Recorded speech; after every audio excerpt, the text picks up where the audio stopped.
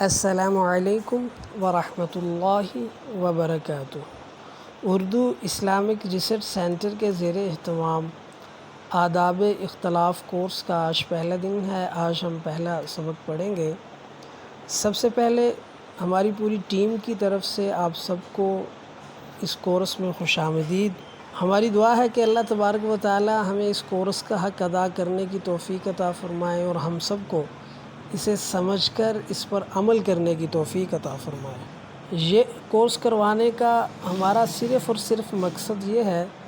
کہ معاشرتی بہتری میں ہم اپنے حصے کا دیا جلا سکیں اور نفرتوں کے اس معاشرے میں امن اور محبت کے فروغ کا ذریعہ بن سکے۔ یہ کورس اصل میں 40 دن کے لیے ڈیزائن کیا گیا تھا، لیکن وقت کی شدید قلت اور مصروفیات کی پیش نظر اسے ہم نے مختصر کر کے 10 دن کا کیا ہے۔ ہماری کوشش ہے کہ پھر بھی کوئی چیز اس میں مس نہ ہو، لیکن اب وہ تفصیلات یا وہ ساری چیزیں جو ڈیٹیل میں ہم نے بیان کرنی تھی وہ تو نہیں ہو سکیں گی۔ اللہ تبارک و تعالیٰ نے اختلاف کو کائنات کا حسن بنا کر اتارا ہے۔ آپ نے مشاہدہ کیا ہوگا کہ اللہ تبارک و تعالیٰ نے آسمان کا جو رنگ ہے وہ اور رکھا، اس پر ٹمٹماتے ستاروں کا رنگ اور ہے، جب وہ کہکشاں بنتی ہے ان کا رنگ اور ہو جاتا ہے، سورج کی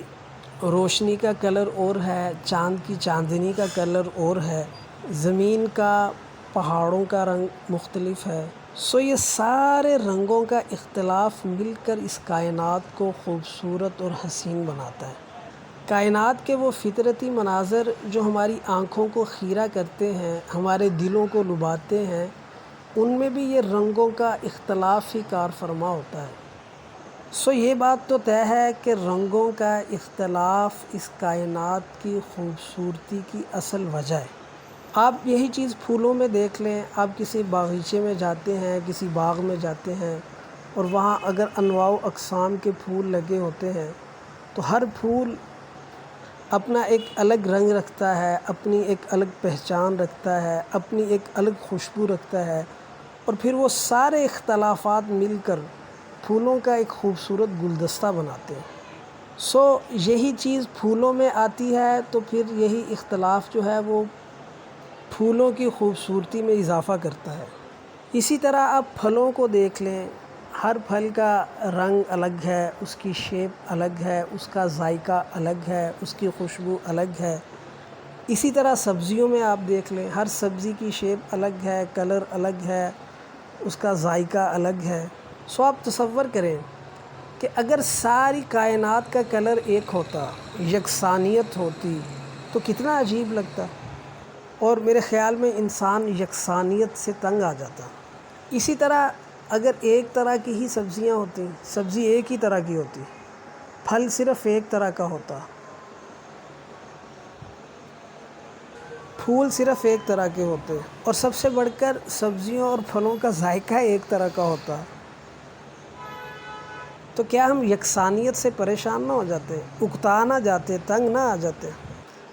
یہ رنگوں کا، ذائقوں کا اور خوشبوؤں کا اختلاف فطرت ہے، اور یہی فطرت اس کائنات کو خوبصورت اور حسین بناتی ہے۔ اور آپ ایک اور پہلو سے سوچیں کہ اگر شریعتوں میں اختلاف نہ ہوتا، یعنی کہ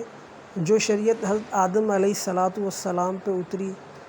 اور اگر اس میں تھوڑی بہت ترمیم و اضافہ کے ساتھ باقی انبیاء سے ہوتی ہوئی نبی کریم صلی اللہ علیہ وسلم پر اتری،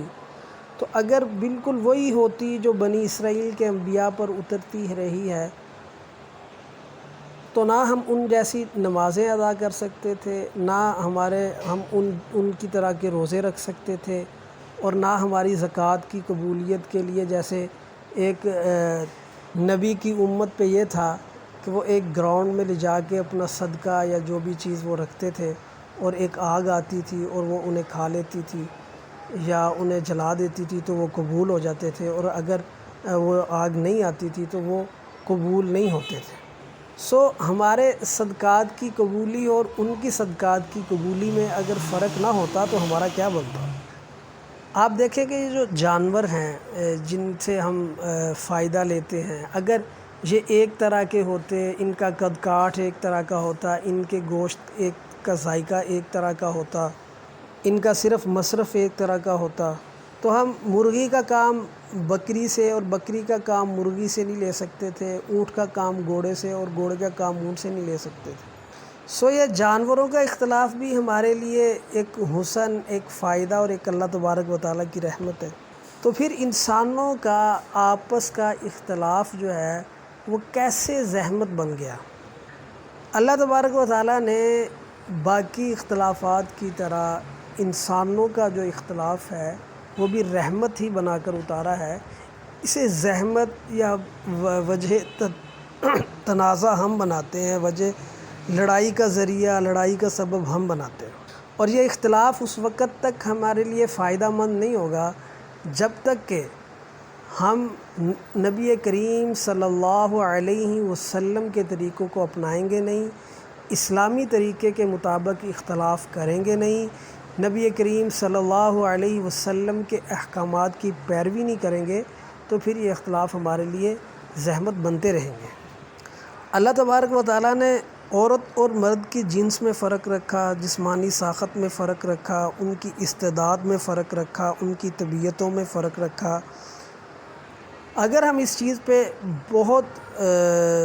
غور کریں تو اگر یہ اللہ تبارک و تعالیٰ طبیعتوں میں، مزاج میں فرق نہ رکھتے تو ہمارے لیے زندگی گزارنا مشکل ہی نہیں، ناممکن ہو جاتا۔ آپ دیکھیں کہ لوگوں کی ذہنی استعداد کا فرق جو ہے اس سے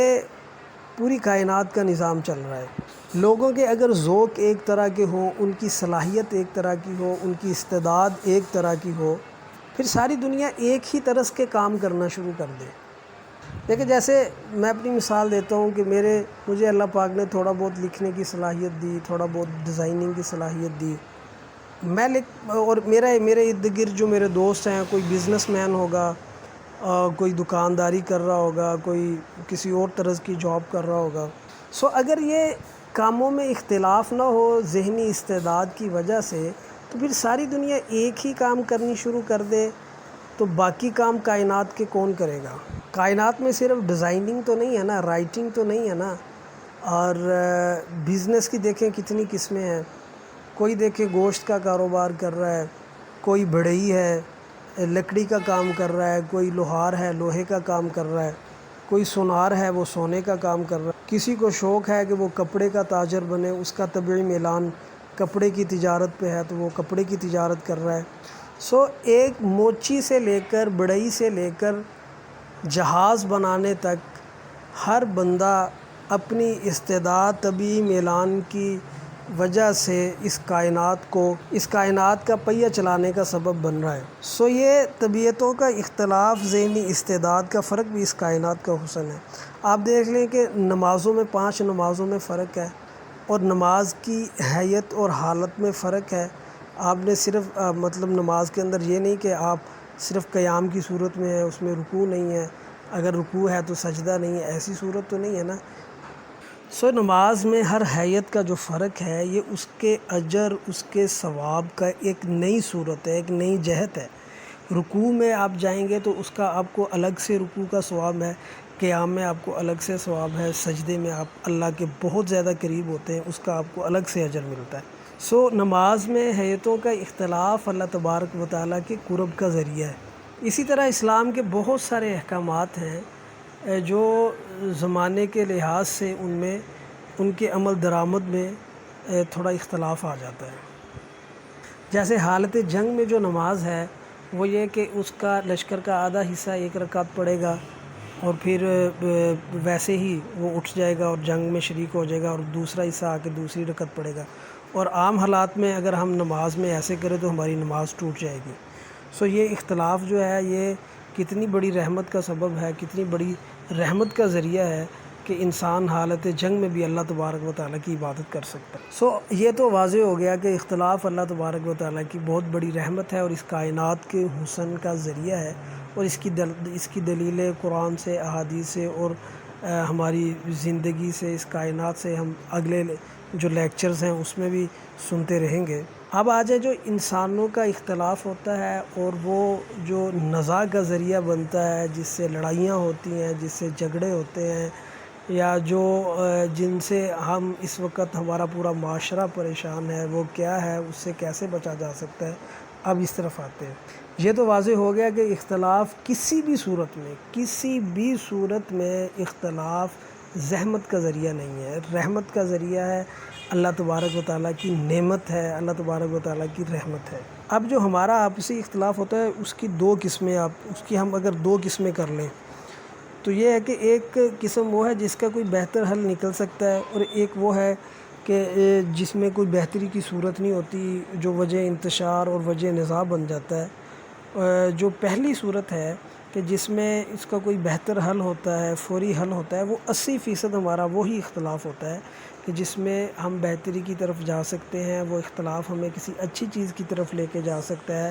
لیکن چونکہ ہمیں اسلامی آداب اور اسلامی حدود و قیود کا نہیں پتہ ہوتا، اختلاف کے طریقے کا نہیں پتہ ہوتا، تو ہمارا وہ 80% اختلاف بھی اس 20% اختلاف کی طرح ہو جاتا ہے جس کی صورت ہمیشہ انتشار اور نزاع کا ذریعہ بنتی ہے۔ یہ دونوں اختلاف کیسے کیے جائیں،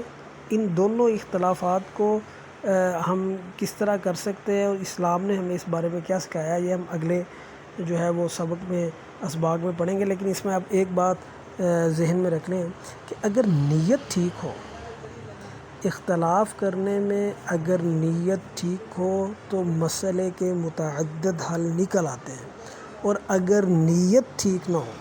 آپ کسی سے اختلاف کر رہے ہو، آپ کو کسی سے اختلاف ہو گیا اور اس میں آپ کی نیت ٹھیک نہیں ہے، تو پھر وہ نزاع کا ذریعہ ہی بنے گا۔ آپ دیکھیں کہ سورۃ شورا اللہ تبارک و تعالیٰ نے قرآن پاک میں ایک پوری سورت اتاری جس میں آپ صلی اللہ علیہ وسلم نے کہا کہ مشورہ کیا کرے، اور وہ مشورہ کا مقصد کیا ہے کہ ایک آپ کی رائے ہے، آپ اپنی رائے 10 بندوں کے سامنے رکھتے ہیں، ان میں سے بہت سارے بندے آپ کی رائے سے اختلاف کرتے ہیں، اور پھر آخر میں ایک ایسی شکل نکل آتی ہے اس صورت کی کہ جو مشورہ کرنے والے کے بھی ذہن میں نہیں ہوتا۔ اب نیت کے فرق کی آپ ایک مثال سمجھ لیں کہ ایک جنگ میں نبی کریم صلی اللہ علیہ وسلم نے حضرت علی رضی اللہ تعالی عنہ کو فرمایا کہ جو دشمن کی طرف سے ایک بندہ آ کے کہہ رہا تھا کہ کوئی ہے جو میرا مقابلہ کر سکے، تو نبی کریم صلی اللہ علیہ وسلم، وہ عرب کا بہت بڑا مشہور پہلوان تھا، تو نبی کریم صلی اللہ علیہ وسلم نے حضرت علی رضی اللہ تعالیٰ عنہ کو آگاہ کیا، غالباً یہ غزوہ خندق کا شاید واقعہ ہے۔ تو حضرت علی رضی اللہ تعالیٰ عنہ نے باوجود یہ کہ اس سے مادی لحاظ میں کمزور تھے لیکن ایمانی لحاظ میں بہت زیادہ مضبوط تھے، تو لوگوں نے بڑا جو کافر تھے ان کی طرف سے بڑا اس فیصلے کا مذاق اڑایا گیا کہ اتنا بڑا پہلوان ہے اور حضرت علی رضی اللہ تعالیٰ عنہ جو ہیں وہ بچے ہیں، تو یہ کیسے مقابلہ کر سکے گا۔ تو جب حضرت علی رضی اللہ تعالیٰ عنہ نے اس کو نیچے گرا لیا اور تلوار سے اس کا سر قلم کرنے لگے، تو اس نے حضرت علی رضی اللہ تعالیٰ عنہ کے چہرہ مبارک پر تھوک دیا، تو حضرت علی رضی اللہ تعالیٰ عنہ بس اس کی گردن اتارنے ہی والے تھے کہ تلوار وہیں رک گئی اور اس کو چھوڑ دیا۔ پوچھنے والوں نے پوچھا کہ اے علی، یہ آپ نے کیا کیا؟ وہ تو دشمن اسلام تھا، آپ کو بڑا زبردست موقع تھا کہ آپ اس کا سر قلم کر دیتے۔ تو حضرت علی رضی اللہ تعالیٰ عنہ نے ارشاد فرمایا کہ اس نے میرے چہرے پر تھوک دیا، اور میں نہیں چاہ رہا تھا کہ نبی کریم صلی اللہ علیہ وسلم کے حکم کو ماننے میں میری نفسانی خواہش کا ہلکا سا بھی شائبہ ہو۔ حضرت علی رضی اللہ تعالیٰ عنہ کو نبی کریم صلی اللہ علیہ وسلم کا حکم ماننے میں اپنی نفسانی خواہش کے ہلکا سے شائبے تک کو گوارا نہیں تھا۔ میں سمجھتا ہوں کہ اگر کوئی بندہ اس واقعے کو سمجھ لیتا ہے تو اس کے لیے ساری زندگی اختلاف کرنا اور اختلاف سے نکلنا مشکل نہیں ہوتا۔ نبی کریم صلی اللہ علیہ وسلم نے ارشاد فرمایا، من احب للہ وابغض للہ واعطى للہ ومنع للہ فقد استقبل الایمان، کہ جس نے اللہ تعالیٰ کے لیے دیا، کسی کو کچھ دیا تو اللہ تعالیٰ کے دیا، اور اگر کسی چیز کو روکا یا کسی کو کسی چیز سے روکا تو اللہ تعالیٰ کے لیے روکا، کسی سے اگر محبت کی تو اللہ تعالیٰ کے لیے کی، اور اگر کسی سے نفرت کی تو اللہ تعالیٰ کے لیے کی، تو اس کا ایمان کامل ہے، یعنی وہ ایک مکمل مسلمان ہے۔ انشاءاللہ اگلے 2-3 لیکچروں میں ہم وجوہات اختلاف کو پڑھیں گے۔ اللہ تعالیٰ سے دعا ہے کہ اللہ تعالیٰ ہمیں عمل کرنے کی توفیق عطا فرمائے۔